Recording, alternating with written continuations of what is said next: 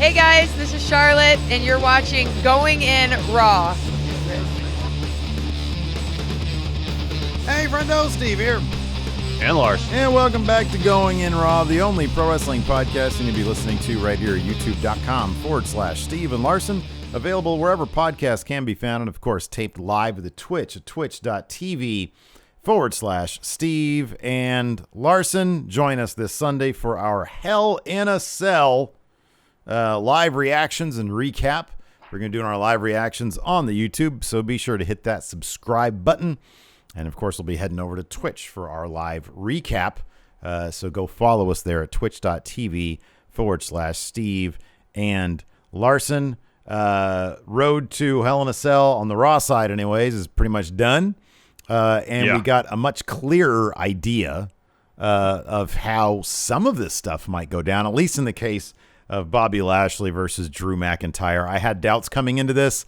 I have doubts no longer. I kind of felt like Bob Lashley was the favorite to win at Hell in a Cell.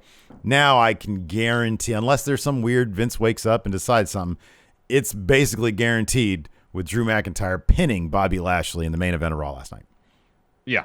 Between that and MVP, he's got a story going right now with Kofi. It seems like that might be the direction they're going. Lashley versus Kofi heading into SummerSlam potentially. But between those two things, Drew pinning Lashley, a story going with Kofi that seems to be writing on the wall that Drew is going to take the L and won't be able to challenge Lashley for that W title anymore. Plus all the chatter that you just sort of hear, the idea that they want to bring possibly Brock Lesnar back. Bob Lashley has been in an interview saying he wants Brock Lesnar, and that's no different. I mean, he said that for a very long time, but, there's that sort of edict from Vince, hey, don't start pumping things up if it's not going to happen. So it could be they're trying to woo Brock to come back for a match with Lashley, which I think could be a lot of fun, whether it happens at SummerSlam or later on this year. That could be a blast. Let's talk about this. Eva Marie made her, because it's on the thumbnail, made her debut, her return to Raw last night. And with her, this seems to be the new gimmick. Her, as she calls it apparently on Twitter or Instagram, her protege, Piper Niven from NXT UK, who has received her call-up now, apparently, to the main roster as a completely different person than she was in NXT UK. According to Fightful Select, one of the names pitched, because she wasn't actually named last night, the commentators didn't know who she was, and they acted like they didn't know who she was. Well, yeah, in kayfabe, they didn't know who she was. The ring announcer didn't give her a name when she won her match against Naomi, and so who knows how long it's going to take for them to figure out a name for this new character. Or if the mystery is part of the story. If the name that Fightful Select mentioned is going to be accurate or not? Yeah, right. I mean, because also Fightful Select said that I believe even as late as yesterday, Piper's debut was in the script, taken out, then put back in. So seemingly a lot of indecision, surprise about how to approach this particular storyline. I think what disappoints me most in a way is that Eva Marie leaves for a number of years. What she was doing back when she was still there was kind of fun. It was interesting. It was clever. It was a little different with the all red everything, the voiceover, all that. It was actually the voiceover that I thought was a lot of fun. It was funny. It was clever. It was clever and it was funny. I really don't know how long that would have. It would have run out of steam real quick. Yeah. So she leaves, and should have saw it coming based on the promos, the vignettes they were running before she re-debuted, returned, about her putting in all this work, wanting to be an inspiration for other people. And what we get is kind of a slightly different take on what she was doing 5, 6, 7 years ago, where she was finding ways to avoid wrestling rather than coming up with various excuses or mishaps happening to her. She just has someone wrestle for her. Mm-hmm. Yeah. That doesn't even bother me. That because she's supposed to be a heel, obviously. She's supposed to be a bad guy, and this is a great way. This is a great way to get relatively entertaining heel heat. I was like, oh man, what a piece of crap doing this. You know, she's got this, Piper Niven's character. If her name is Dewdrop, I'm just going to call her Piper Niven until she's named. Yes. She's got this person who, is obviously happy to be there, happy to oblige, happy to be her destroyer, and let Eva Marie take the credit. She's fine doing that, and so that Piper or that Eva Marie, I want to see her get hers. That's what it is, and it's actually fairly effective. I was fine with that aspect of it. I'm fine with what they're doing week 1, and I think Piper Niven's going to do great on main roster. My bigger issue with this is simply the thing that WWE does, and that's takes for granted the people who are watching their entire slate of programming and then expects them, according to that Triple H conference call, to not ask questions about why is it this person that I just saw in NXT UK is clearly meant to be playing a different person, a different character on programming that's supposed to be in the same universe. Triple H says people ruin the product for themselves by asking questions about the nature of our production. So let's say I'm that ideal fan, Larson. Let's say that I'm the person. You'll take whatever's spoon-fed to you. Don't ask any questions. Don't be critical. Don't think for yourself. As part of our job, but it's gaslighting, and I use that term very tongue-in-cheek. I know it's a heavy term. Here's the thing. I guess what Triple H is asking the ideal fan to do is not watch NXT or NXT UK. Well, okay, no, this is exactly what I'm getting at. It's like we are, and we're this way by virtue of what we do. Like this is our job to cover 8 hours of WWE every week. We elected to start watching UK. I thought it was actually, I think UK is fairly entertaining, but I got you on board saying, hey, we could do a live watch along, as part of our business model. We can add that to our thing. It'll keep us up to date on NXT UK. We can add it to our news brief to beef that out, get some of these subs and bits and whatnot.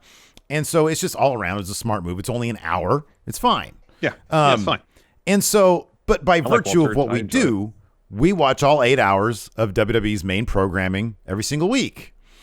And so if we're meant to watch all 8 hours of this program, if we are the ideal WWE fan where we watch all this programming, and on top of that, we're not meant to ask questions, what are they meant?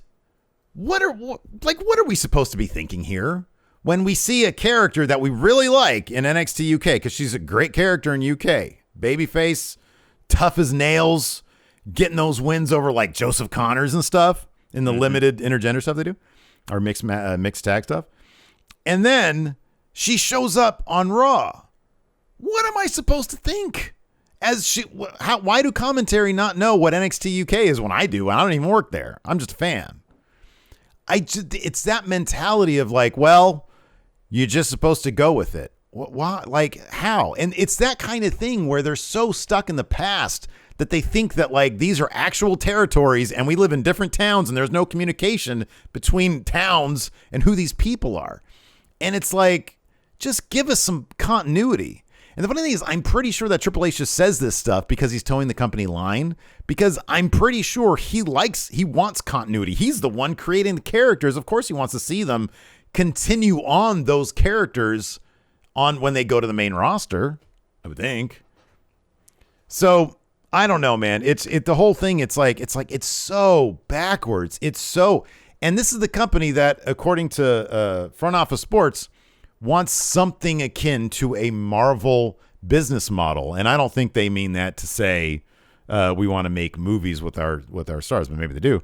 I mean, the example they led was that Marvel was basically bankrupt 25 years ago, and now they're like the hottest brand of all entertainment. Yeah. So I guess if WWE wants to hit rock bottom and get bought by Disney. But to misunderstand. Maybe that's the model they're looking into. To so completely misunderstand the modern fan of any number of entertainment types and understand, hey, I like that I can have a Captain America movie and then he can interact with Iron Man who had his own movie and they're all in the same universe. To misunderstand that basic tenet of today's entertainment landscape shows that the wrong people are running this shit, man. So Night by Night says, I don't know why there's such an issue with wrestlers playing different characters. We don't question that Chris Evans is now Captain America instead of Human Torch, but those existed in different movie universes. And we're not, and we're that not version of the asked, Fantastic Four does not exist in the current Marvel Cinematic Universe. We are not asked by Marvel or Disney we're not berated by them for wanting to know what the deal with that is. In fact, they encourage us to know what's going on behind the scenes because they have stuff like behind the scenes info. They've got director commentaries. They have exposés in various trade magazines on the behind the scenes stuff because they know it's interesting. So one thing I actually quite like, and they've actually poked fun at this in NXT UK, is when someone comes in and they adopt a new name. We saw it with Shaw Samuels. We saw it with Ben Carter, now Nathan Frazier. They give us a reason why they've adopted new names, or in the case of Shaw Samuels, was given a new name and he dropped it to go with his old name.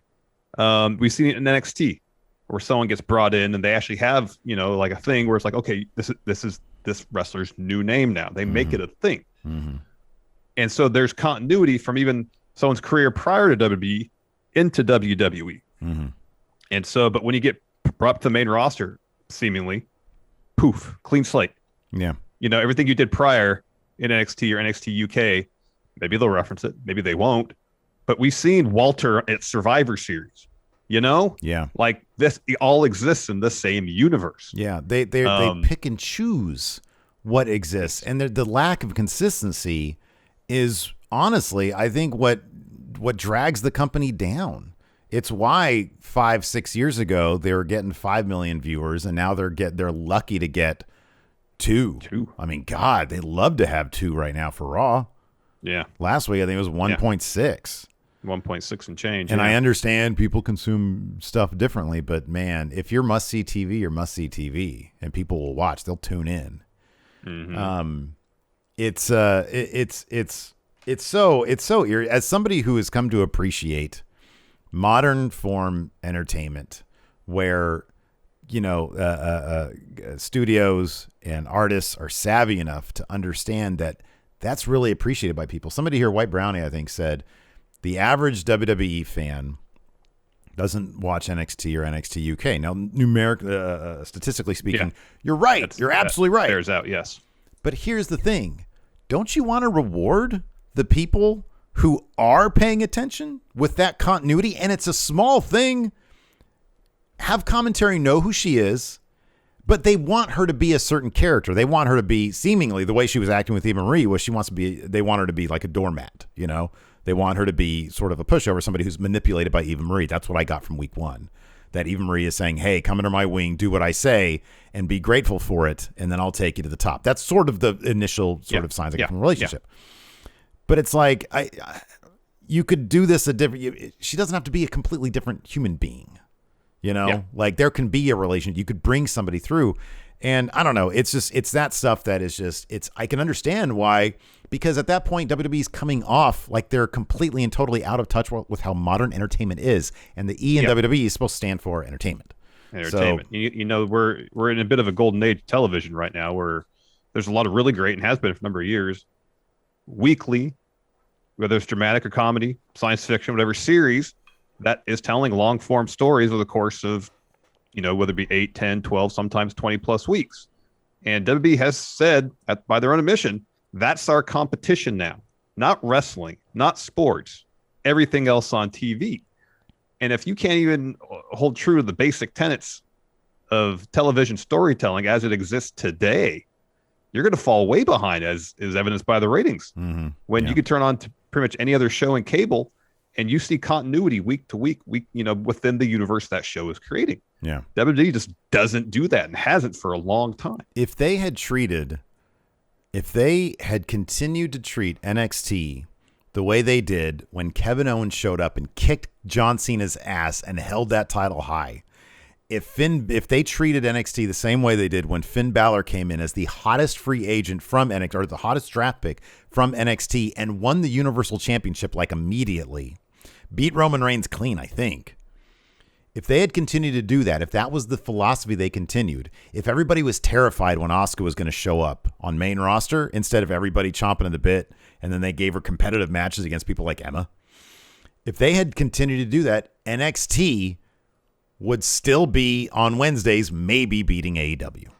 Maybe not, but they'd have a better chance. They'd have a better chance because you would get that continuity between NXT and WWE, and that would drive people to NXT. I keep going back to when Asuka debuted. When she was set to debut on the main roster, it's like no one was scared of her. She was undefeated for like 2.5 years at NXT. She's getting called up. No one beat her. She vacated the title because she went through everybody and they wanted to call her up. But nobody was scared of her on the main roster. And that always drove me crazy. And then she has a competitive match against Emma on a pay-per-view. She should have squashed Emma. Yeah. She should have. Yeah, I agree. They had more of a squash match the next night on Raw than what happened at the pay-per-view. And it's even going back to Asuka's call-up. Yeah. There's seemingly an utter lack of continuity between what is going on in NXT. We've seen it countless times. You can pull Bob Roode, you can use as an example. There's so many examples you could use between a lack of continuity. And I've made the comparison NXT to a minor league baseball team where, here in Sacramento, we have the River Cats. And between changing team affiliates, turnover of players being called up, whatever, you can't get attached to the players per se. You have to get attached to the team, the logo. And that's kind of was the same thing with NXT for a while. There's so much turnover, people getting called up that if you're a fan of NXT, you have to be a fan of NXT and not so much Finn Balor in NXT. Yeah, right. Yeah. But at the same time, if you're a fan of Finn Balor, you can still follow him to the main roster. Same as you could follow River Cat players up to the big leagues when they get called to the Giants. And here's the thing. When they get called up, when a River Cats player gets called up to the Giants, guess what? They don't change their name. Right, Yeah. They don't make them bat left-handed instead of right-handed. Yeah. There's continuity between what they're doing in the minor leagues and what they're doing in the major leagues. And that just doesn't happen in WWE. Yeah. It's weird, but I think she's going to do great on main roster. We mentioned this in the pre-show. I think she's going to do wonderful, regardless if her name is Dewdrop or Piper Niven or Viper, whoever she is, or one of the other names that they might have, Frosty McFreeze or whatever. Regardless of what her name is, she's going to do really good because she's she's a terrific wrestler. She's versatile character-wise, and she's got size, and Vince likes all those things, And given how well she did, even in her little character moments last night, because we saw, even in the 3 minutes that she was out there, we saw a wide range of stuff, from her being a complete monster, demanding the ref ring the bell against Naomi, squashing Naomi, and then coming down and being giddy at the possibility of a validation from Eva Marie. She showed a whole range of stuff. She's going to do great, and congratulations to Piper Niven for being on the main roster. She's great. You're going to do great. She's going to do great things. I'm curious to see where the story's going to go. Hopefully they have something planned out, but if some of the stuff that's out there it leads me to believe that they probably don't have much planned, but they're going to roll with what they got because they're WWE and that's sort of what they do. All right, let's take a quick break here to get a word in from the sponsor of today's show, ExpressVPN. Hey, Larson. Yeah. Do you feel like your ISP is pulling a Sammy Callahan and saying, I see you whenever you're searching the internet? Yeah, I do, because here's the deal. Internet service providers know every website you visit. Then they take that information, sell it to tech giants and ad companies, who then use that to target you. You're the targeted. So if you don't want that to happen, check out ExpressVPN, because it provides a secure, encrypted wormhole of safety between your device and the internet, so companies can't track your online activity. What I like most about ExpressVPN is that it's easy to use, especially for someone like me who can barely function a computer. All you got to do is fire up the app, hit a single button, and you're on. And it works on a bunch of different devices, phones, laptops, even routers, so everyone on your network can be protected. So secure your online activity by visiting expressvpn.com/GIR today. That's expressvpn.com/GIR, and you get an extra 3 months free. expressvpn.com/GIR. Before we get back to the show, here's a word from the sponsor of today's show. Sunday, typically this time of year, I'll look out my window right here. The window's right here in front of me at my back lawn. Just see an absolute mess, Steve. Just massive brown spots and patches of various weeds. Yeah, mine was a mess too. But then I said to myself, I said, Steve, and I said, what? I said, it's time to get serious about your lawn care. And that's why I've turned to Sunday. You see, Sunday makes taking care of your lawn easier than ever. They take out all the guesswork and unwanted chemicals, so you can grow a lush green lawn that's better for people, pets, and the planet. All you got to do is go to getsunday.com, put in your home address, and their free lawn analysis tool creates a tailored nutrient plan based on soil and climate data, so you get all the stuff your lawn needs and nothing it doesn't. Plus, Sunday explains exactly what you need and why you need it, which makes lawn care easy for people like me who struggle to keep their lawn looking green.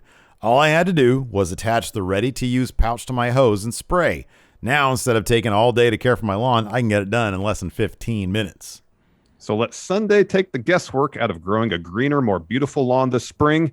Visit getsunday.com/GIR to get $20 off your custom lawn plan at checkout. That's $20 off your custom plan at getsunday.com/GIR. Otherwise, let's talk about. Yeah. I was gonna say, overall Raw, I thought it was kind of the same story as last week. I thought the middle hour was pretty strong. Most of what happened before the New Day RKBro match, largely forgettable, and didn't really have a whole lot of bearing on a lot of the greater stories they're telling. Yeah. Second hour, I thought featured a lot of really good wrestling, some good story development, and then the third hour is kind of hit or miss. Yeah, I thought. I mean, just in total, I watched Raw in the span of about an hour and 40 minutes last night. I started at 10 o'clock. Fast forward through recaps and commercials, and I thought there was some good wrestling. That's always a good thing. I get somebody needs to check on Jeff Hardy's contract status, because I get the feeling Cedric Alexander is going to retire him soon. Somebody who seemingly has been retired, Lily the Puppet. Raw started. We'll just dive into this, man. Sure. Raw kicked off with Alexa Bliss on the playground. She says she got a lot of complaints about how far Lily went last week, and they're doing recaps during this monologue of hers. She says, so in light of her naughtiness and WWE going on the road, They always got to shoehorn that in. why would she put that in there? Because it's them acknowledging that the Lily storyline is not going to play well in front of live crowds, Steve. Yes. Isn't that kind of shocking that they would acknowledge that? Like, Yeah. wouldn't they, like, it's WWE, you'd think that they wouldn't know until they actually got crapped on. It's probably a thing of where, okay, some of the stuff we're doing with the Lily storyline in terms of shooting stuff in advance and running it on the show, like it's live, but it's not. We can't do that in front of live crowds anymore, so we kind of have to put, Lily aside while we go back on the road. But I don't know. I mean, maybe subconsciously, this Lily stuff isn't working. It's definitely going to get dumped on the road, so we just won't do it, Yeah. She says she put Lily on timeout. And then she's mothballed, basically. Mothman can have at her in the attic. Nia Jax rolls up, says, hey, Shayna will see you at Hell in a Cell. And then she gets kind of real, She says, hey, what happened to you? I know the real you. We were friends. She says, please stop messing. She starts to appeal to her, which I kind of like this moment. She says, stop messing with my career and messing with my friends. And Alexa says, we were never friends. And Nia says, fine. You know what? How about this? You and me in the ring tonight. And Alexa starts to fake cry. Says, I didn't mean to hurt anybody. Will you forgive me? And then she laughs and says, just kidding. I accept. So that sets up their match for tonight. Yep. Next, Nikki Cross versus Charlotte Flair. This storyline is doing nobody any favors. Charlotte doesn't look good. Rhea doesn't look good in the storyline. Nikki Cross doesn't look good in the storyline. This is just bad storytelling. It's a bad story. Everybody's suffering for being involved in this story. I will say this. The actual final segment, number one, the Rhea versus Asuka match was pretty solid. There it was a fun match. Yeah. I don't know why it happened, but it was a fun match. I have no idea why they booked that match. It's the fourth time they've wrestled since WrestleMania. It was like, listen. The fourth time. Listen. You guys have had 2 not good matches, 1 okay match. We need to get this right. Okay, well, how does this serve the story? Come on. I mean, you guys need to get it right. Because it was fun. Right. It was fun. And, Yeah, and I did love the last segment where Charlotte was going after Rhea. I actually really like that. When Charlotte gets like crazy, I love that because it throws back to the Becky Ronda police stuff. I really liked that. I thought it was good. She was all busted open. Rhea sort of didn't do much there. But. I'm so uninterested based on everything else that's preceded. I'm like, all right, whatever. I like the moment. I thought Charlotte's outfit was awesome too. She looked like a superhero. But yeah, this Nikki Cross stuff, man. I mentioned this in the pre-show, and I don't mean to harp on it. I really don't. But it's like the misfire on Nikki Cross. Like, why should we care about somebody who seemingly isn't very good? Like, we both know that Nikki Cross is a stellar wrestler, right? Personality that everybody loves. Like she was everybody wanted to see Nikki Cross come up with Sanity, and everybody was shitting on it because like she didn't. And then she finally gets some people who are all about it, right? She goes through a character change with Alexa Bliss, and now she's sort of like just a normal person. She's like a sweet, kind person. The thing is, like, she's being booked as like a terrible, like not a very good winning wrestler, in your words, like she's just, it's like she shouldn't be out there with these people. She keeps on getting these lucky fluke wins because of distractions. Like, I'm not into people that just aren't very good at their jobs. And that's sort of how she's being presented. She's not a very good wrestler, or at least she's not one that can win. Yeah. Yeah, I know. It does her no favors, And then how Charlotte loses this match. It's ridiculous. Utterly ridiculous. So let's go through it. So before the match begins, Charlotte has an interview. She says everybody knows that her and Rhea are going to have the best match at Hell in a Cell, but Rhea lacks the maturity to be the champ. She's going to show Rhea and Nikki how it's done. She goes on about how she wants her loss to Nikki in the Beat the Clock match to be stricken from her record. So the match starts, and then within 30, 45 seconds, Rhea's music hits. She comes down the ring. Like instantly distracts Charlotte. She gets rolled up. Charlotte kicks out, and then we have a bit of a match that goes on. So they're fighting outside. Nikki's going for a fun splash off the apron. After Nikki hits a tornado DDT, Charlotte rolls out to the floor. Charlotte catches the fun splash. She's holding on to her, talking crap to Rhea. Hits a fallaway slam, and she's posing in front of Rhea. Meanwhile, Nikki just gets up, runs around the ring post, rolls in the ring. Ref counts to 10. Charlotte's so distracted by Rhea that she gets counted out. Yeah. I'm like, she's a 13-time champion, right? She's been obsessed with having this make good on her record against Nikki. I know. What? Yeah. Why is she so easily distracted by Rhea? It doesn't make any sense. Like the trope of wrestler distracted by other wrestler is a tried and true one. But it kind of has its limits, right? Like at a certain point, it's just simply not believable. Is Charlotte really upset about the loss to Nikki? Yeah. Or is she just upset because in her mind, it has less to do with losing to Nikki than it does being on the same level as Rhea, because Rhea lost to Nikki too in a Beat the Clock challenge. Mm-hmm. Yeah. Yeah. Is it more about showing up Rhea or getting this win back? Yeah. Anyways, it's awful. So after the loss, Charlotte hits Nikki with a huge boot, follows some ground and pound. She's about to put her in the figure 4. Rhea runs in, hits Charlotte with Riptide. I like that part. That was cool. After that, Riddle backstage. I like this bit. Riddle was asking Jeff Hardy about basically how to tag team properly. And Jeff is like, he's got the full face paint on with the eyes over the eyelids, and he's got his eyes closed, so he's got his eyes going there. And he's like, Jeff says, it's about trust. You should listen. I can't believe I'm saying this, but you should listen to Randy. He's been here a long time. I have a match with Morrison. I have to go. He's acting like he's like contacting Riddle from the spirit world or something. I have a match with Morrison. I have to go. And so Riddle starts rambling about having 4 eyes. And Hardy does he opens his eyes and he's like, whoa, bro, you've got 4 eyes. I wish I had 4 eyes. And he rambles and rambles and rambles. And the camera goes to Riddle. Camera pans out when he's done, and Jeff is gone. And then Randy shows up on his other side, and he says, hey, listen, just be yourself out there. Don't try to be another Randy Orton. Just be Riddle.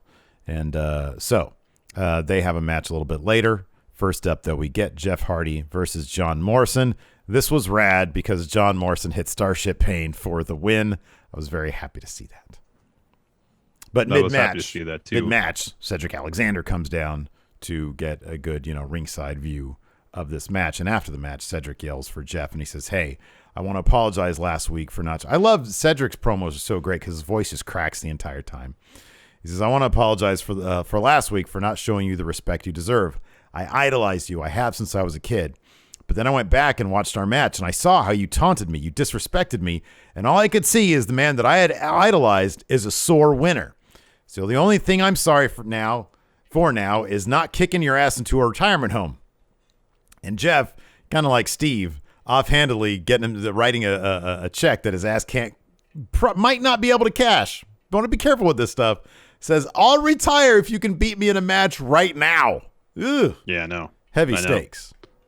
Since my Zoom wasn't working too well right there, I just want to make a point. So the first two matches on Raw last night both had mid-match run-ins pretty much. Yes, that is true. Yeah. See how creative they're getting with their storytelling. So yes, we did have Jeff Hardy versus Cedric Alexander early on. Hardy's trying to get back in the ring. Cedric hits him with the dragon screw, starts going after his knee, hits a Michinoku driver after he evades a twist of fate. That gets Cedric a 2 count. Then Cedric goes up top, has to do the Hardy Boys thing, taunts Jeff, goes for a swanton of his own, misses. Jeff looks for another twist of fate, and instead Cedric escapes that, hits a knee, goes for a neuralizer, misses that. Hardy hits a twist of fate and a swanton for the win. Jeff Hardy ain't retiring yet. But I don't know what is. I thought he signed a new deal with WWE like a year or two ago. Oh, did he? Okay, maybe you're right. So. Maybe you're right. I hope so. I like Jeff Hardy.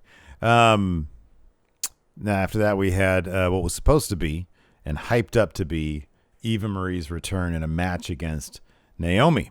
So Eva Marie comes out. She got Piper Niven with her, but she immediately trucks down to the ring, yells at the ref to ring the bell. Naomi's confused. Gets destroyed by Piper Niven, who drops her with it was like a Piper driver, right? It was a Michinoku driver. Yeah. And then Eva Marie declares herself the winner. Piper is hugs Eva Marie, who seems uncomfortable with the public display of affection there. And there we go. Commentary doesn't know who Piper Niven is in kayfabe. So yeah. It doesn't take but a couple sentences to say, hey, this is Piper Niven, but she's here now.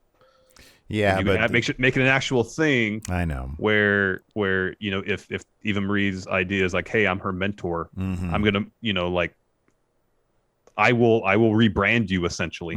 Yeah, you can. There's ways to do it that you can have your cake and eat it too. You can reward the people who are sitting with you on Thursdays at noon Pacific.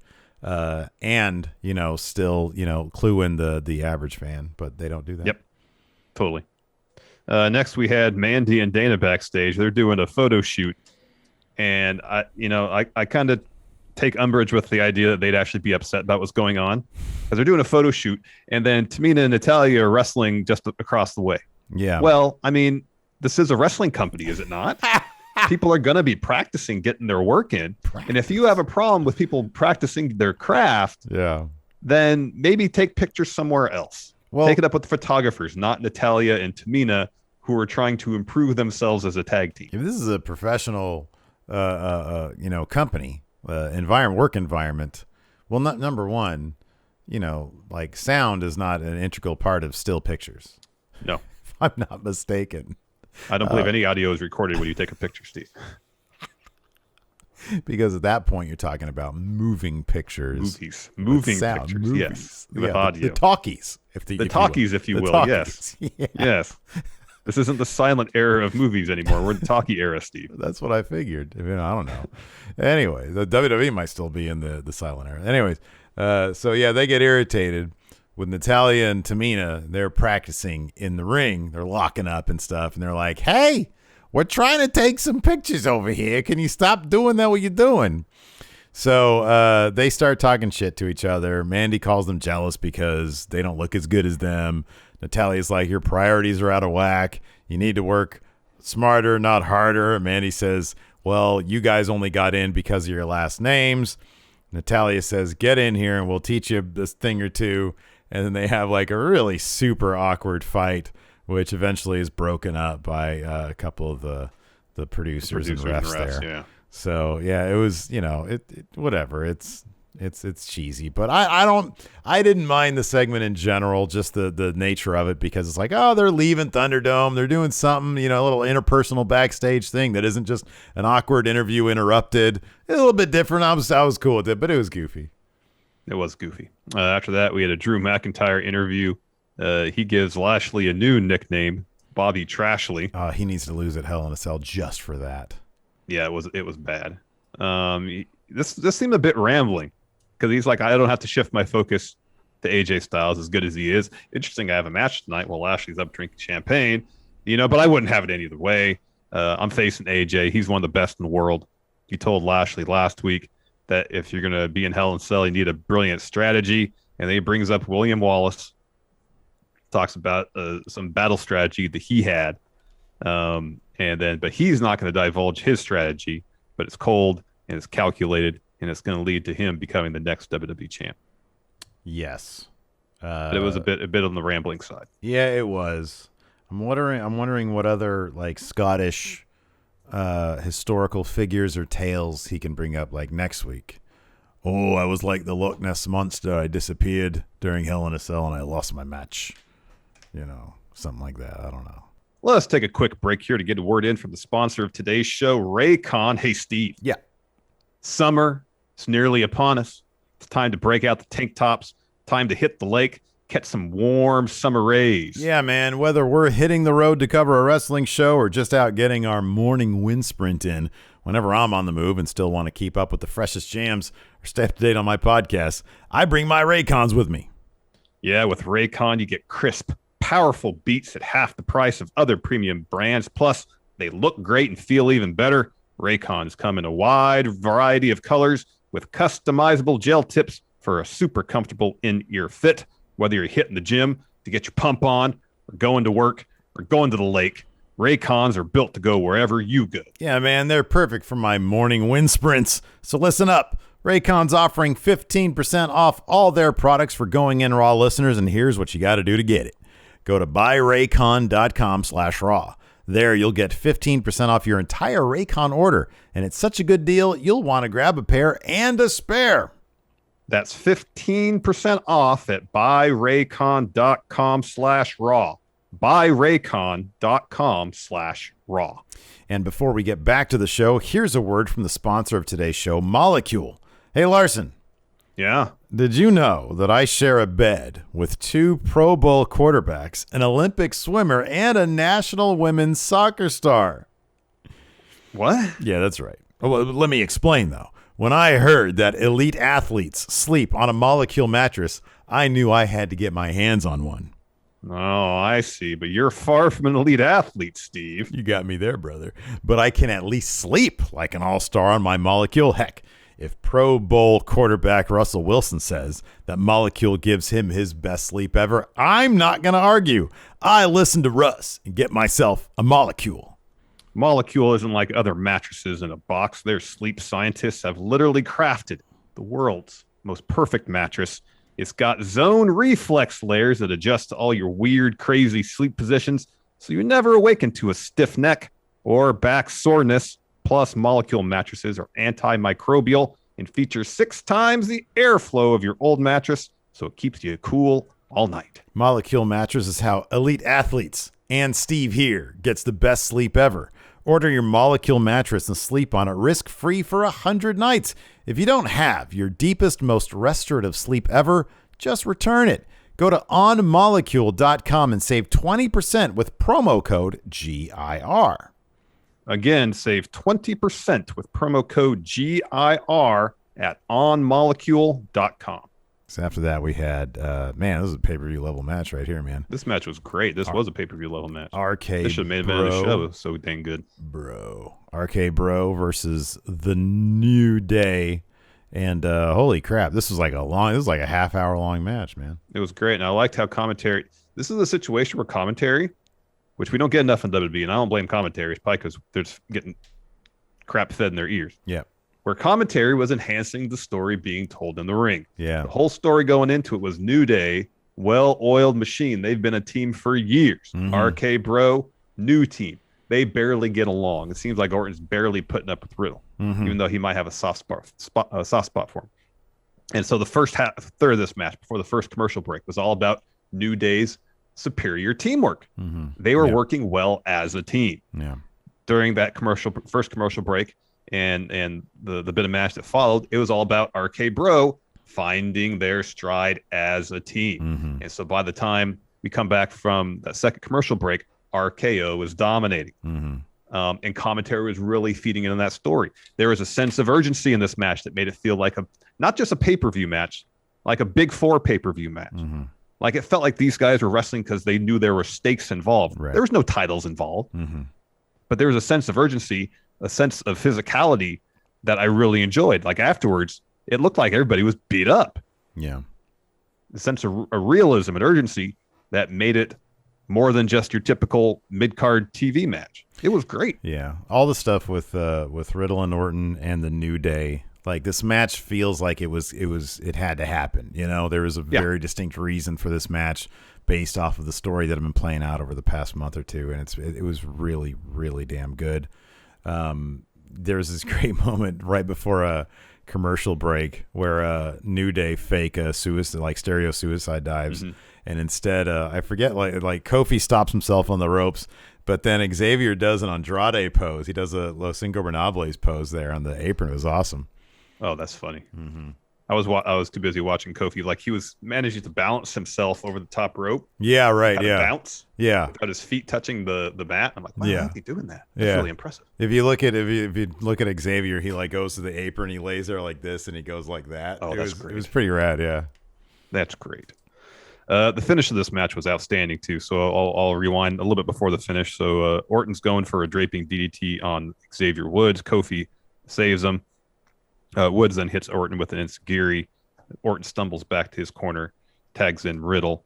Riddle's looking for a German suplex from the apron back into the ring. Xavier Woods escapes through his legs, puts Riddle in the electric chair.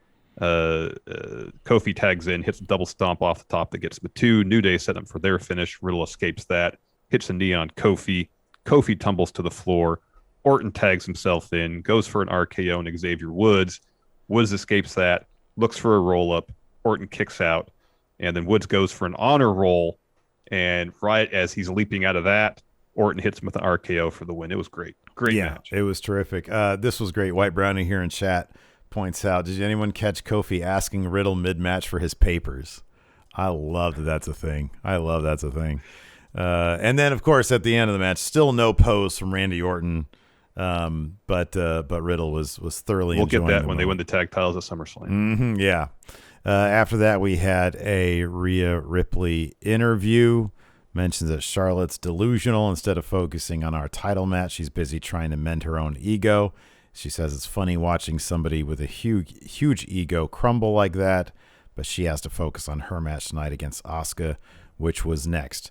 With the exception of, with the exception of a couple of miscommunication spots, and I honestly just chalk that to them trying to be really ambitious with this match. Like some of the sequences were so good, but some of them they sort of like got lost a little bit in it. But I think they were just trying to do a lot. Well, I think that, but I think in the previous matches when they had those moments where they kind of got lost, they didn't know how to cover for it. And this time when those sequences happen, they were quick to cover it up, and to reset and go back to what they were supposed to be doing. Yeah, totally. I noticed that too. And but yeah, no, this was a much smoother match. This actually had a really great pace to it. It had a much more sort of concrete, I don't know, I guess story or whatever to it. But it was really good. Rhea ended up winning with a riptide after evading, I think, like a back fist. But man, this was a really good match too. It was really good. So after the match, Charlotte attacks Rhea. They're brawling. Producers come out to break it up. So Charlotte escapes for a bit and then takes down Rhea. It's broken up again. And then Charlotte fights off Adam Pearce, a couple of the producers. She gets on the apron. Then Rhea charges, boots her to the floor. And then Charlotte tries to get back in the ring. She's held back again. Ends with her screaming at Rhea. She's got a little blood trickling down her nose. Yeah, So. and Charlotte's apparently cursing up a storm. They bleeped something. There was like an extended period where they just sort of, because she saw at one point she said, "Let's go, bitch," and then like you just like the audio dropped out, and it's like, is she continuing to just curse and curse and curse? Because that'd be kind of cool. I think so. I don't know what to think about this match, man. I kind of feel like I'm leaning towards Charlotte right now, just because she's doing like really.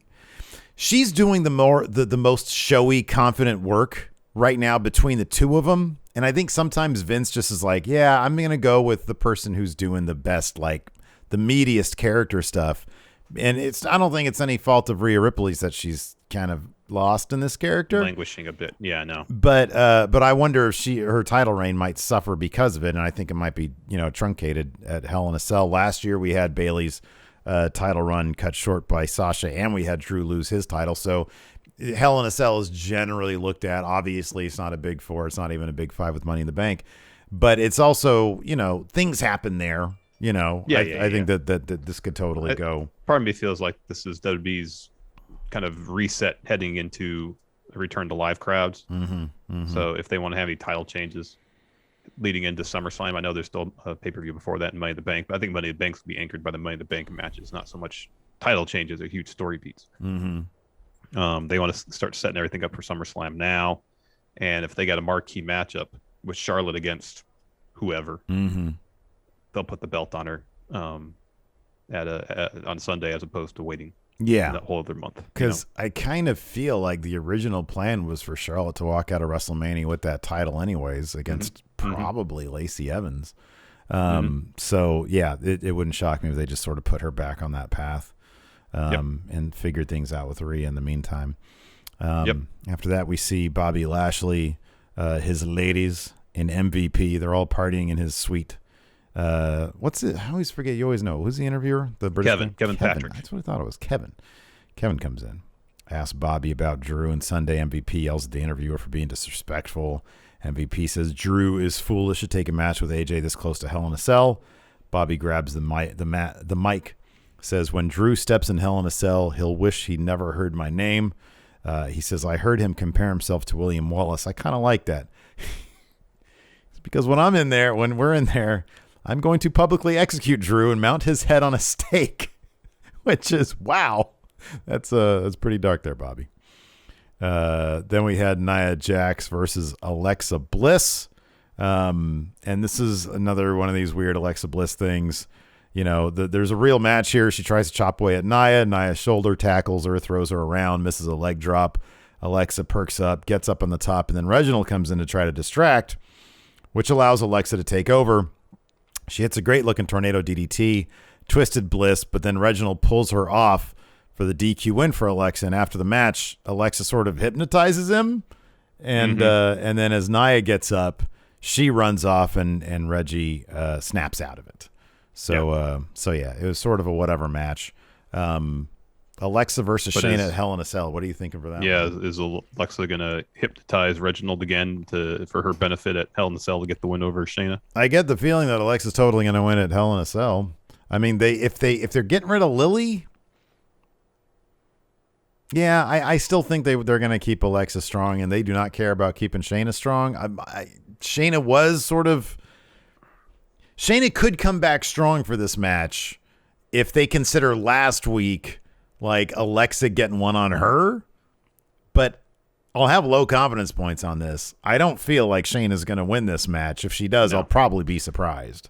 I mean, maybe them grounding Lily is the first step in stepping away from this whole Alexa Bliss storyline. It could be. And then, by the time SummerSlam rolls around, they'll just kind of have forgotten about it. Or it's gonna be some weird finish like the Fiend would do in a match where. Yeah, dude. The thing is, like, trying to figure out who's going to technically win this match is like a fool's errand, because it's like, okay, well, Alexa could still just be. It's like the Fiend. It's like, okay, well, he can lose and still come out and be looking stronger, you know? Mm-hmm. So I don't know. I feel like it's going to be the status quo after this match. Alexa's still going to be supernatural person. Shayna's going to either have won or lost. It's not going to matter. If she loses, it's going to be because of weird supernatural shenanigans, you know. Probably, yeah. After that, we had the New Day backstage. MVP walks up. Kofi asks MVP what he wants. MVP says, I don't want anything. Just curious if you had time to think about what I told you last week, or if it makes more sense after tonight's loss. And then MVP says, anyways, Kofi Mania is dead. If you want to know who to blame. And Kofi's like, what? I should just look in the mirror. And MVP says, no, you should just look to your left. And to his left was Xavier Woods. Yeah. And so he says, Kofi, you never got another title shot because you've been wasting your career in a tag team with someone who doesn't measure up. At least in a singles match, you only have yourself to blame. Tonight, Kofi, you didn't get pinned, but you're still a loser. And then Xavier Woods tells MVP to hurry up. I got to put some water in your mama's dish. Ouch. Ooh. Yeah. That's rough. And then Kofi says, unless MVP wants to pick up his teeth off the floor or walk around with 2 canes instead of 1, shut your mouth and keep moving. Says, do you want MVP? Do you want me to say that you're right?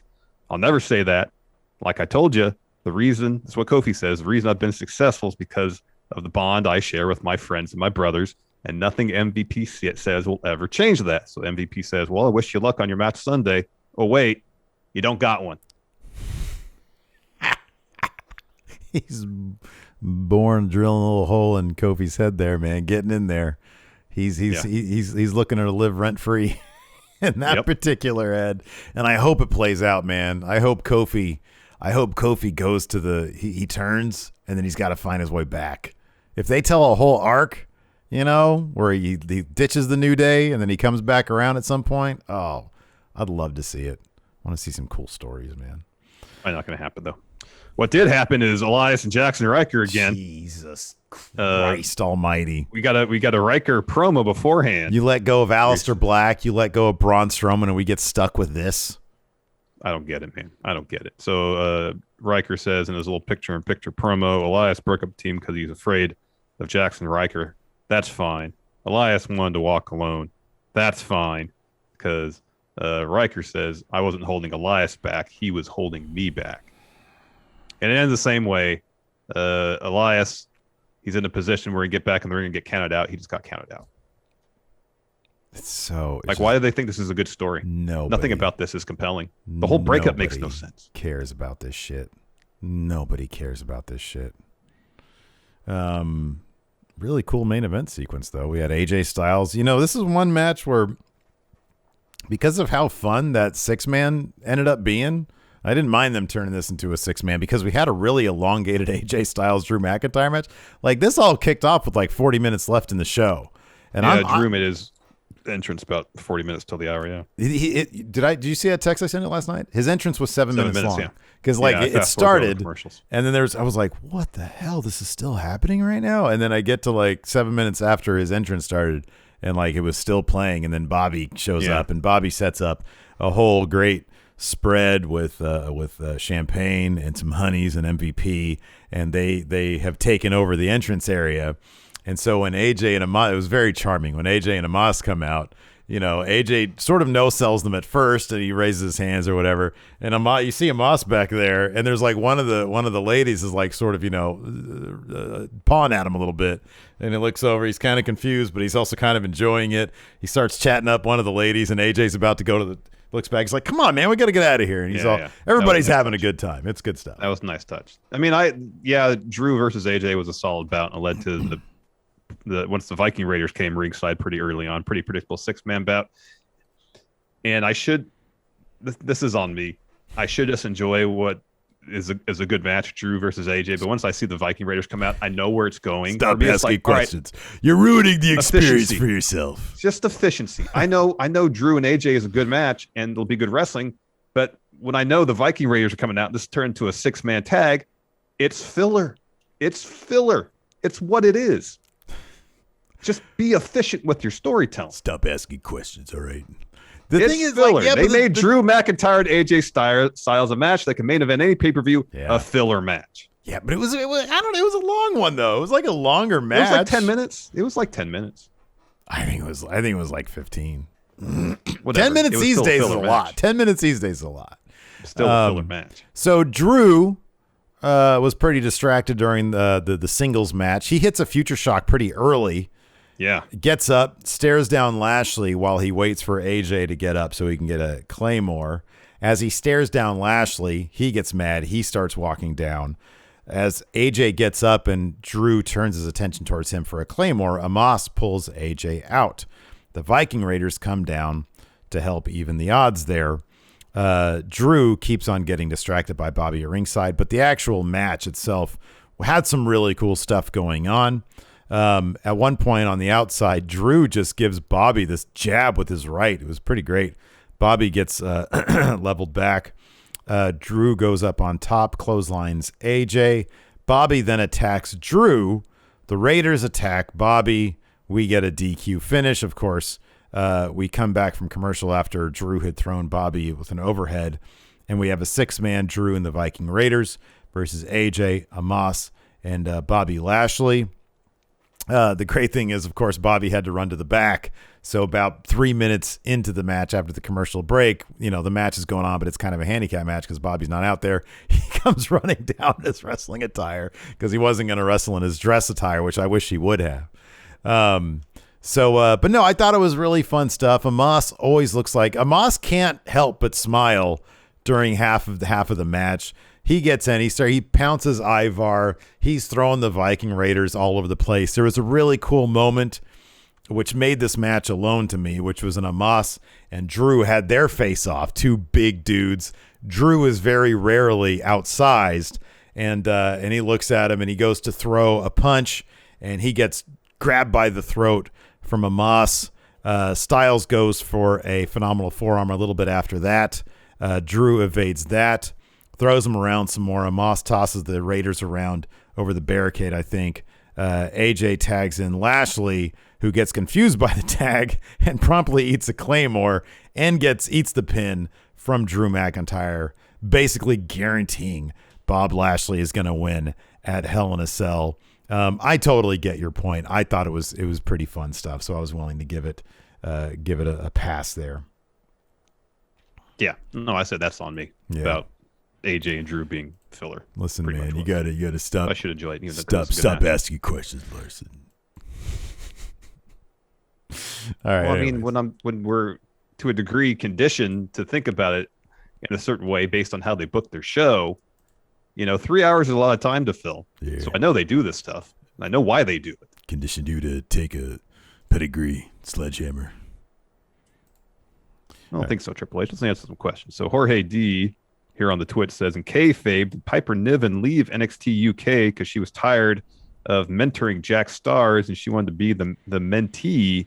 Will Jack Stars follow Piper Niven to Raw? To answer the last question, not anytime soon. No, correct.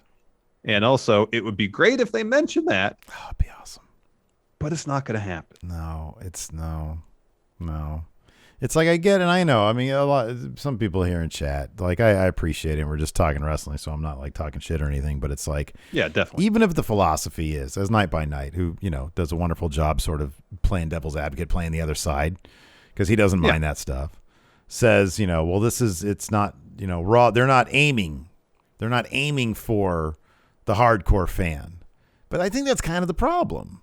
Like, I mean, far be it for me to say, hey, WWE, I know better than you and your own business model. You're making billion-dollar deals left and right. So evidently what they're doing is working financially. But just from a fan standpoint, it's disappointing because it's like somebody like me who does engage in 8 hours of their content every week. I feel like that's where you begin. Like that's who you reward initially. So those people stay engaged in the product. And here's the thing too. It takes but 30 seconds to satiate that, you can do it all. You can do it all. You can satisfy that thing that we're asking. You acknowledge that she's Piper Niven. She has been in your company for years. Yeah. This isn't someone making their debut out of nowhere. You acknowledge, oh, look, it's Piper Niven. Has Eva Marie taken her under her wing? What is the nature of this relationship here? And then you have intrigue. Yeah. Just because someone shows up with no name doesn't that people that are aware of your larger universe, that doesn't create intrigue. It creates confusion. Yeah. Yeah. And if it these days, I think I wonder if WB in their mind is like, okay, we bring someone in that people may not know who they are. It's going to create intrigue and excitement. And I think that's true to a degree. If people, it must sound like it's a bit contradictory here. If people know who that person is, you know what I mean? Yeah, like if someone comes from outside WWE, makes a huge splash, and they say, "Oh my gosh, who is this?" Yeah. Yeah, the fans might know who. I'll just pull a name out. I know Jeff Cobb signed in New Japan, but Jeff Cobb showed up in WWE on Raw and destroyed a bunch of people. People are like, "Oh shit, that's great. It's Jeff Cobb." Even though commentary might completely no sell who it is. But that makes sense because Jeff Cobb doesn't exist in the WWE universe yet. Right, yeah. Piper Niven does. Yeah, yeah. And so it just leads to confusion from us because we're like, why don't they just take the 10, 15, 30 seconds to say this is Piper Niven? She's at NXT UK because maybe people will watch NXT UK then. Yeah. And create intrigue because now we want to know how did Eva Marie find Piper Niven, and bring her the main roster. It's baffling. It's bad because you're right. It doesn't take much, so why wouldn't they? And it's just simply that. It's funny. I had this conversation with Jeff on the Friendo podcast, and we were talking about Loki, but it sort of applies because I mentioned this.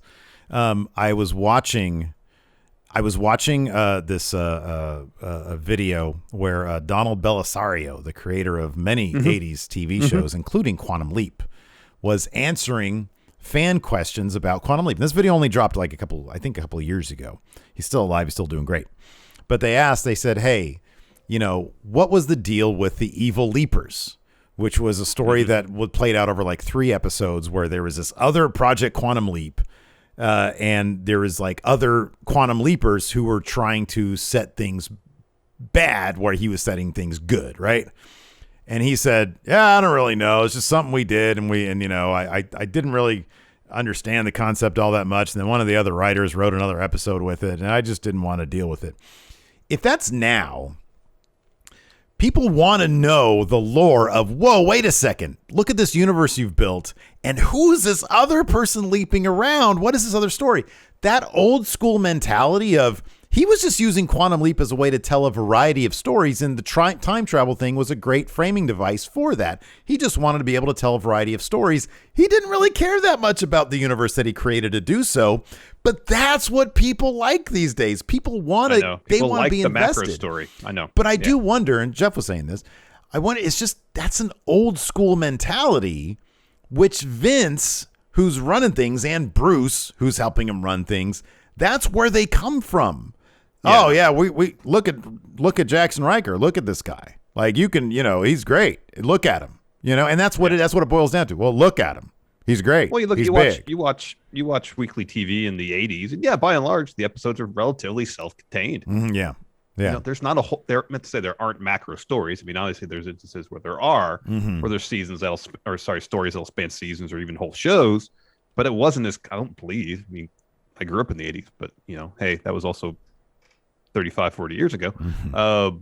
I just don't recall that necessarily being the case. Well, that's kind of the norm now, Yeah. No, exactly. Like, it's, I think that's just an old school mentality where you just take it week to week and you're just, all you're doing is producing entertainment where it's like, there is a certain element in entertainment these days where they've realized, man, if you respect the lore that you've created, and you create a world and a universe for people to dive into all different corners, and you reference stuff in one episode and another episode, they will buy into that even more. They crave that.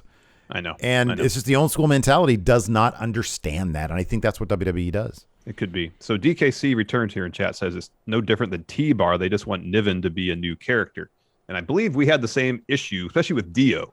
Dio was on commentary. He's been on the main roster. Yeah, before, right. Yeah. I believe we voiced the same issues. Like we as fans, especially in the case of Dio, we know who these people are. And eventually they worked it out once Mustafa Ali was leading Retribution. The reason why he gave him the names, had him wear the mask, it was all explained down the line. But I feel like even early on in some of the T-Bar, the Dijak, Dio promos, some of the earlier promos, they were making references to NXT. Mm-hmm. You know, I feel like elliptically they were trying to explain it early. Yeah. But yeah. And I always got the feeling that the digital stuff was sort of right hand, left hand anyways. It was like, well, you know, they brought that stuff up. And I think they even did like that name explanation video. I think they even like used footage from their time in NXT to sort of reference, you know, what they were talking about is like, hey, this is all one universe. The fact that they let Mustafa Ali say I was the SmackDown hacker was kind of shocking to me, you know. I wonder if that was a fight to get that in there. EV brings up a good point here. The old school way also was because, there was no internet back then. And so it's not like there were, you know, fan groups that you can sort of dive into easily. Back then it was like, you know, you'd have fanzines, which people could pass around, but that was a very, very niche thing. And so, you know, there wasn't the venue, the vehicle, the outlet for people to congregate and get into that. But I think the desire was always there. The internet just allowed them to do that. Let's see here. Okay. With a lot of these questions, apologies. Like I'm not intentionally ignoring these questions from Patreon. However, we have addressed a lot of the stuff. So if your question didn't get read, chances are that's going to be why. Here's a good one. Moses opposes, who would you like to see Piper Niven have her first actual feud with? So, I mean, she's going to be under the wing of Eva Marie probably for a while. But I wonder if there's going to be like one main feud that she sort of kicks things off with. I mean, I think Piper versus Nia Jax would be great. That's a dream match right there. Absolutely. That would be great. That's good. You know who I could see is Nikki Cross. Because I think she's sort of the character that Eva Marie would find disdain with. And, man, it'd be great if they would reference a history between Nikki Cross and Piper Niven. You know, that'd be cool. King CTM, I don't know how I feel about Asuka just being used as fodder to enhance Rhea. I recognize there are not a lot of high-profile women to beat who aren't busy, but damn. I mean, I feel like there probably is someone else that could be used in that position. Yeah, I mean, it's definitely a, hey, this is how strong she is type thing. But you know what, man? Asuka has had a career that anybody would be happy with. They have to be put in that position where you are dependent on to be the person that if you want to say, hey, this person's tough as nails and this person's legit, you got to beat Asuka. I mean, it's not how I would prefer she be used, but it's also not like she's in a thrown together tag team or not being used at all. You know, it's like at some point you just have to appreciate seeing her on TV putting on good matches. So I'm looking at the Raw women's roster here, and no, there's nobody else. Everybody else is doing something else. Yeah. Alexa's in a story. Charlotte's in a story, obviously, with Rhea and Nikki. That's the pay-per-view match. You can't have that happen. Dana and Mandy, they're going after the tag titles. Eva Marie, obviously, doing her thing with Piper Niven. Shayna, obviously, with Bliss. Same with Nia. And Nikki's in the thing with Charlotte kind of right now. So there's basically nobody else. Yeah. Sadly. Yeah. Yeah. They need a bit of an infusion of talent. They need that, yeah. Oh, that's a good one. Zondo says Aaliyah and Robert Stone should be legit called up. They're very raw. Yeah, that'd be cool, man. That's true. I'd be down for that. Aaliyah's paid her dues. That's for sure. White Brownie, with the end game of WWE making SummerSlam this year like a mini WrestleMania, what's the best possible matchup for the Raw Women's title? It's Charlotte versus Becky. Ooh, yeah, it is. That's if you want maximum star power, that's the match. That's it. That's the one. Yeah, that's a main event match right there. I don't know. You put on the main event that or Roman Cena. Justin says, I just came to the realization they're going to put the tag titles on Eva Marie and Piper Niven without Eva actually wrestling, aren't they? That's not outside the realm of possibility. It's not. But if they do that, Piper Niven's a monster. You know what I mean? Yeah. Yeah. She single-handedly wins the tag titles. I mean, what'll probably happen is that she'll do all the work. Yeah. And then Eva will be like, tag me in. So she actually comes in and gets the final pin. But yeah. Yeah. Night by Night. Recently, you started a company that makes and distributes ice chips. You've just gotten a massive order from a zoo several hundred miles away who need ice chips for their polar bear exhibit. Fortunately, the refrigeration unit on the delivery truck is broken, so your product will begin to melt as soon as you leave the facility. You won't have time to fix the unit before delivering. What Raw superstar do you hire to help deliver the chips as quickly as possible? You'd hire Stone Cold as Frosty McFreeze. Frosty McFreeze. They gave me all sorts of different names, including I was kind of sad I didn't go with Frosty McFreeze. Oh, hell yeah. I just froze your ass. I love this information from Jimmy Thomas. Oh, Jeff Hardy versus Cedric Alexander, Elias versus Riker, and Hardy versus Morrison, all cut from Hulu. So everything with Jeff Hardy and Cedric, cut. Yeah, well, I mean, I'm actually kind of shocked that isn't on main event. Like, that's like a main event story that they have playing out. I know. Yeah, this is a great point. Sup John says, with 3 straight wins over Charlotte and Rhea, what kayfabe reason is keeping Nikki Cross out of the championship match at Hell in a Cell? Strength of schedule, I mean, like strength of win, I guess. That's part of the thing in like the college football playoff. Yeah. It's not just that you won. How much did you win by? Yeah, right. Yeah. It's the only thing I can think of. If you're Adam Pearce, you're sitting there like, yeah, these are not strong wins. You don't. WWE doesn't have power rankings. Mm-hmm. Wins and losses don't matter. So yeah, exactly. So. Yeah, exactly. Oh wow. Sure. Go ahead. Church says nothing to do with Raw, but should Dom get dumped off the cell by Roman? No. I mean, he should, but no. That might happen. I don't want to see that, but that might happen. Shane's birthday tweet: does WWE suffer from not having local talent to have squash matches against, or does squash matches with established talent or be harmful down the way? I don't think it's harmful per se. They're gonna go back to that once they're on the road. They're gonna have squash. Yeah, they're gonna go back to that. When Vince wants to start doing squash matches against local competitors again, he goes through phases where like that's how he debuts people. That'll happen. Let's see here. This is a great question. Zondo, next time you guys get a wrestler on the show, could you ask them, why does the business not open up the same way every other creative medium does? I'd love to know their genuine answer. Yeah, that would have been a good one for Colt. Yeah. That would have been a good one. I mean, yeah, I don't know. It's a good question. Let's see here. Wolfpack for Life asks this. How much of the ratings decline can be blamed on Drew McIntyre? He says, obviously the writing and booking doesn't help, but he's supposed to be the face of Raw. No, it's the writing and booking. Squarely. He says, my dad stopped watching because he found Drew boring as a champion. I don't think that's on Drew. That's on what he's given. I mean, dude. I thought the first half of Drew's reign up until he got the belt back from Orton, I thought was really good. Mm-hmm. And like the ambulance match, I thought was garbage. They had with all the legends. Mm-hmm. Yeah, it was. Helped Drew win. I thought that was kind of a crap match. But I thought in terms of his performance, yeah, I know he was out first on Raw every week introducing the show, but I thought there was a fire to him. Like he understood the responsibility he had carrying the show on his back as the champion. And I thought he more or less week in and week out hit a home run. It's just ever since he kind of got the belt back from Orton after the Raw after Hell in a Cell or a couple weeks later, I don't know. It just kind of feels like creatively spinning wheels. Yeah. It's like that same fire just doesn't seem to be there. Dude, I mean, how much fire can you have when you're asked to do interviews where it's just you're not saying anything of substance?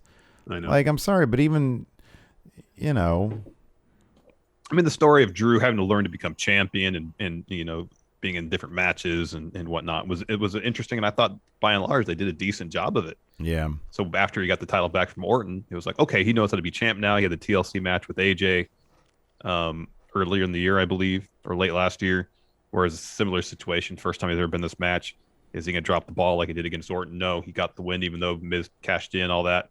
Thought there was a lot of good stuff there, but I don't know. Like most of this year, Drew just really hasn't had a lot to work with. Mm-hmm. Mm-hmm.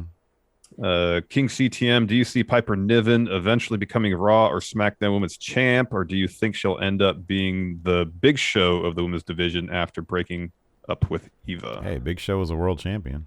a couple times. It's true. Yeah, I do. I'd say, within 3 years. I don't think it's going to be anytime soon. They got to let this storyline play out with Eva Marie, but I could totally see her being a champion at some point. Yeah. White Brownie has a good point. Performance Center drew better than Thunderdome drew. True. I don't disagree with that. That's totally true. I don't disagree with that. That is totally true. Yeah. Yeah. White Brownie says, we'll end with this one. With the Tornado Tag match closing NXT tonight, is it possible AOP returns? No. I don't, unless people have heard. Is there a thing out there about AOP? No, I mean, not that I'm aware of, but it would be interesting that if Samoa Joe comes back, things break down, things get crazy at the end of the show. Samoa Joe brings in his own enforcers. That'd be cool. AOP. Yeah. They used to tag together on the house show. True. Remember we went to those shows? Yeah. Whereas him and AOP against They were Nakamura. Scary looking dudes. And TM61. Yeah. Ooh. Reference that. Yeah. Reference it. It's all one universe. You have a rich history. It's all one universe. Continuity. You have a rich history. You have a great catalog of IP. Use it. Reference it. Yes. Reference it. You have this great tapestry of characters to use to tell interesting stories. You could be Marvel. Fix it. Well, I wouldn't go that far. Fix it. Change it. Change it. All right. Anyways, that's going to do it for us today. Thanks, everybody, for tuning in. We appreciate it. We'll be back tomorrow at noon Pacific, 3 Eastern for our NXT recap. Till next time, we'll talk to you later. Goodbye.